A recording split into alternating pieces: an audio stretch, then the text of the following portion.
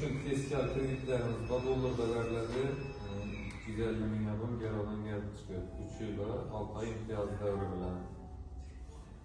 Maliye kömekimizden bağlı 300 milyon adam verildi. Maaşı gerav bilen 24%'dan 6 ay imtiyaz devri bilen. Yaşlar boyunca 60. san karar boyunca 5 yıl verildi 18%'dan. Bir yıl imtiyaz devri bilen. Esas vasıtada satıp alış için. Sonda 100 milyon adamın kefil bilen 100 milyon ölse gerav bilen verildi yaşlarınca.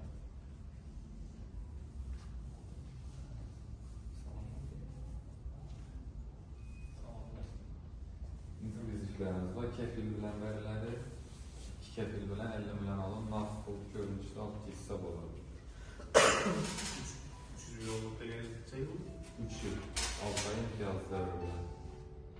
Gerav bilen verildi.